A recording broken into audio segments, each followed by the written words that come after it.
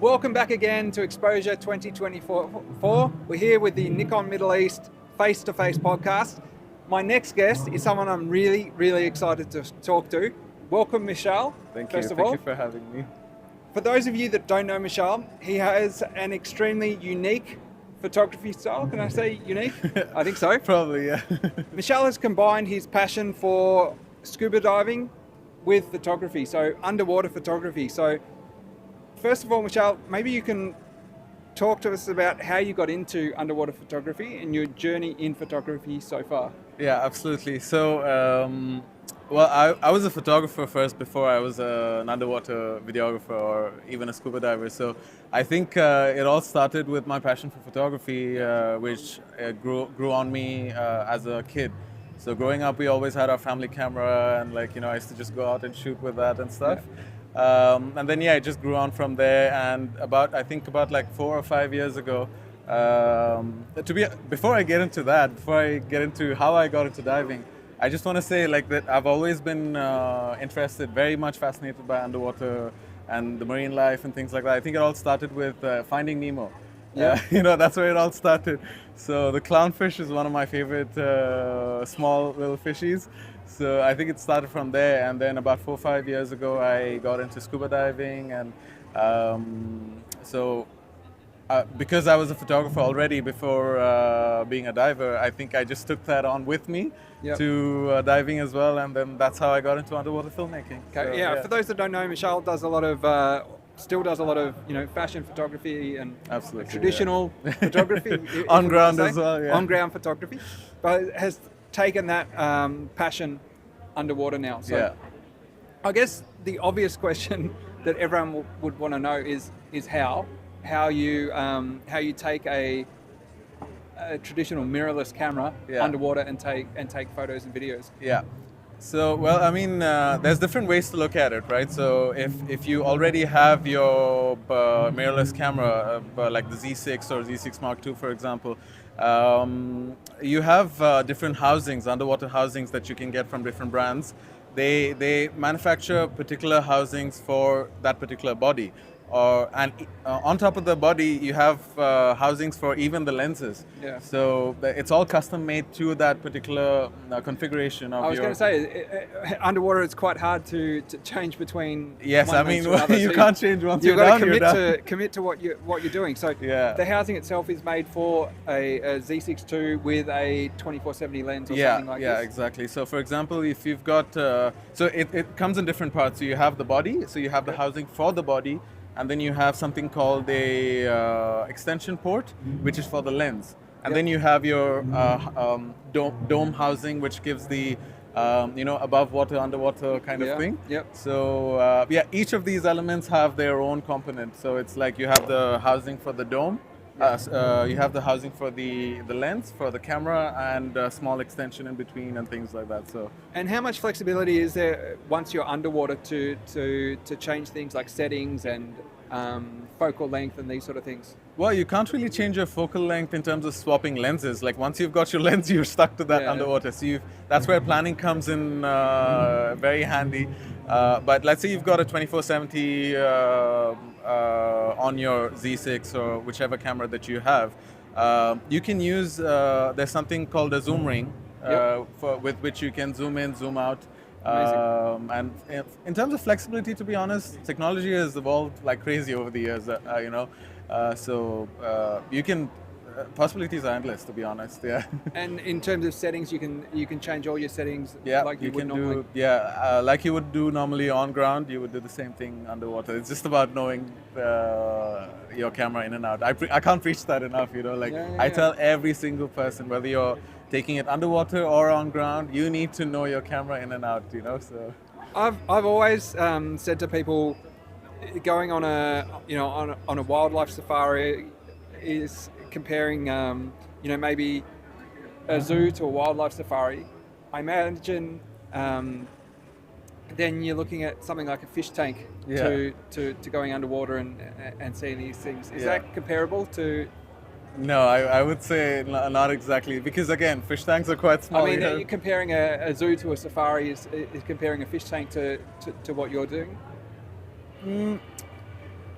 Well, I mean, here's the thing about not just marine life, but animals in general. Like, they're not going to wait for you, right? Yeah. That's why you always have to be ready with your shot. And again, going back to my previous point of knowing your camera in and out, right? Yeah. So you see an animal, whether it's on ground or underwater, they're not going to wait for you. So you need to know, like, immediately what to do and how to go about your settings to make sure you have your right shutter speed. So similar to going on a wildlife safari. Yeah, exactly. Yeah, amazing.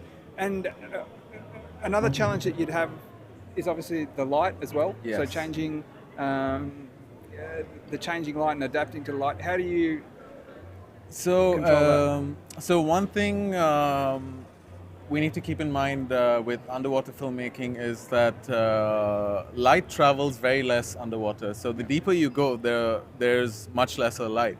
So for example, sound travels much faster underwater than light. So that's why for example, I get videographers or like, just people in general, they take their camera, their action cameras or even their professional cameras underwater and they say, why is everything so green or like, too blue? It's basically because the more deeper you go, the first color that cuts out from the spectrum of light or the spectrum of colors is red. So what happens is because light doesn't travel as much underwater, you need to have your own lights. So you essentially have your camera, your housing, and then you have these lights outside, which basically compensates for the lack of light from the sun. Which really helps you with that. And also white balancing, very important. White balancing underwater, I think it's way more important than light or having strobe lights and things like that, because every meter, here's the crazy thing about underwater, every single meter you go down, you have to keep white balancing. You can depend on auto white balance, but as a professional, you would rather manually do it. Yeah, sure. So I think one of my secret tips that has been a game changer with a lot of people, if you're getting into diving and if you're planning to buy equipment, in terms of diving equipment, I would say buy white color fins so that you can capture white balance with your white fins. So the deeper you go, you don't have to depend on sand or things like that. Very cool. That's something like I go down, and when I dive with my buddies, people keep asking me, why do you take pictures of your fins? Yeah. I'm like, I'm not taking pictures of my fins, I'm white balancing, So every few meters I keep doing that, and they're like, what are you doing, That's super interesting. Yeah. That's a really good tip. And is that something with the color cutting out, the red cutting out first, is that something you can correct in post-processing or very difficult? It is difficult, yes, but I believe you can. Like, if you use programs like Premiere and DaVinci, you can to an extent. Yep. But again, at the end of the day, the main thing is to get it right in camera first. Yeah. As any other genre of photography, you first thing get it right in camera, and then you depend on post. Yeah. Right. So you mentioned the white balance issue. Is there anything else that's specifically challenging about videography underwater as opposed to on land, other than the fact you've got scuba gear and a lack of oxygen and for sure. Buoyancy. Well, again, this is more to do with diving than filmmaking. So if we talk about filmmaking and challenges related to that, I think it's mainly got to do with lighting and white balancing, but also stability, which again goes back to buoyancy, because if you don't have good buoyancy, which is how balanced you are underwater, you're not going to have a stable shot. So your shots are all going to be shaky, because underwater you don't have gimbals.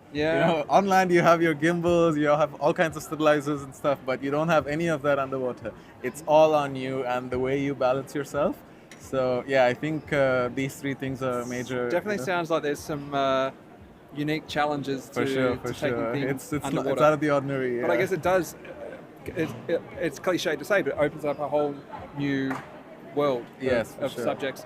So you shoot both, natural life underwater and also models underwater as well. Can you talk to us a little bit about the differences between shooting, fish and aquatic life to human life underwater? Well, I mean, with shooting models or humans, you can tell them what to do. Essentially, you can tell them, hey, do this pose, that pose, or and it's more controllable, right? But with marine life, you can't really. There's no communication between you and marine life, so it's all about staying calm and ensuring that you don't spook them, and they don't run away or swim away. But with models, it's pretty easy. Like you just have to ensure you are in good communication with your model and you're on the same wavelength, I would say, at least, so that you get the right kind of shots and lighting and things like that. But is it quite difficult to find models who can stay underwater for a long period of time as well? Yeah, I mean, I think staying underwater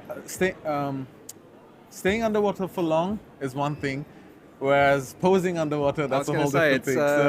If you took me underwater, I'd just yeah, exactly. You'd have a very brief moment to take your photos. So, I mean, it's two different things, but I think what's more important than holding your breath or how long you can stay underwater is knowing how to pose underwater. Yeah. Because, I mean, you can do 100 tries, like let's say you last a minute underwater, you can do 100 tries of that. But if you can't really pose underwater, then all those shots are going to be, it's not going to be of good use. Yeah. So, yeah. And you do travel as well with your underwater photography? Yes. What are some of the places that you've been to specifically shoot for underwater?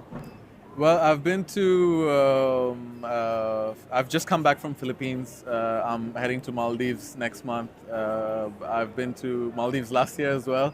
And I've been to Egypt also for diving. And I think my favorite two places have been Maldives and Egypt so far. So that's definitely why I'm going back to Maldives again next month. Yeah. Amazing. And what sort of things go into the planning for underwater shoots in terms of researching locations, destinations, getting together your gear, those sort of things? Yeah, well, I mean, there's a lot of factors that goes into it, right? So things like current, which is out of your control, things like tide and visibility underwater, things that's one. Those are a few things you have to plan way ahead of time.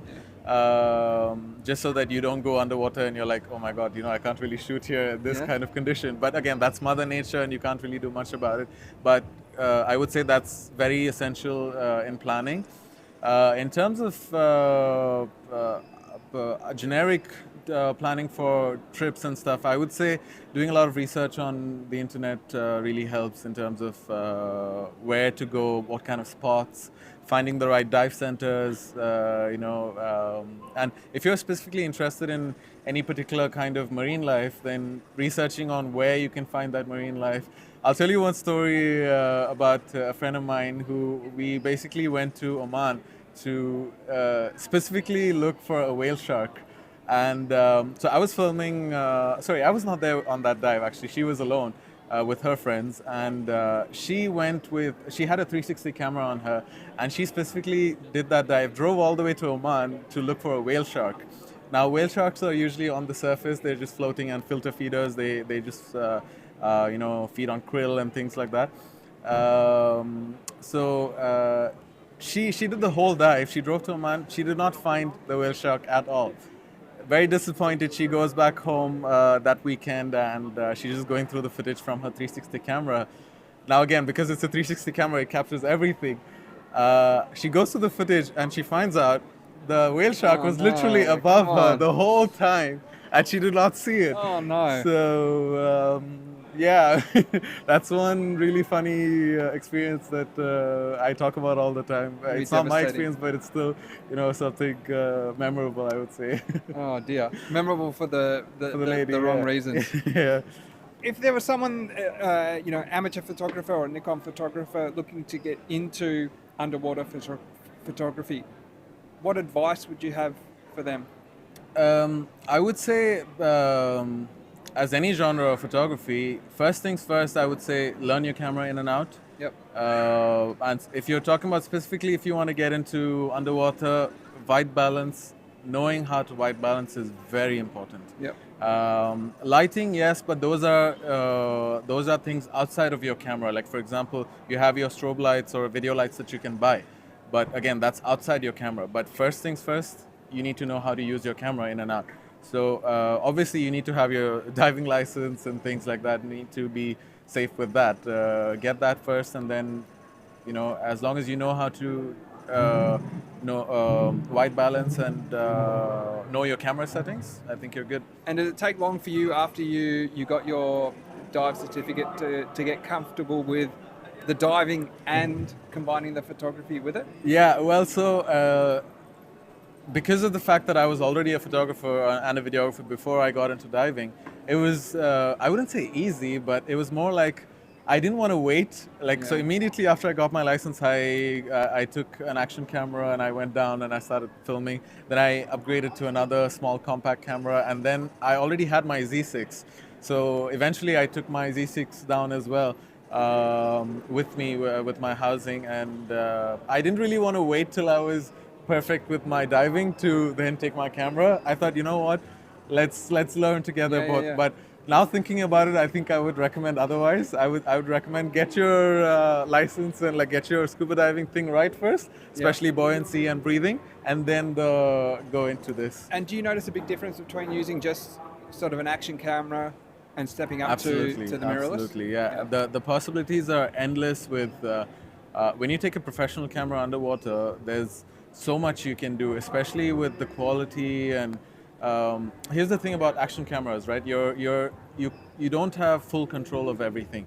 But when you take a professional camera, literally the world is in your hand. You can do whatever you want with it. So that's one of the reasons why I immediately, after testing out with the action cameras, I immediately swapped to my Z6 because I didn't want to really wait for that. So I did a few projects with it in my learning phase as well, like underwater projects with it, and it turned out to be really good. The clients were really happy with the outcome and stuff, and And I believe it's possible now to get underwater housing for the full range of Nikon mirrorless Yes, cameras. absolutely. I think for pretty much every other camera that's in the line of the Nikon lineup, it's there.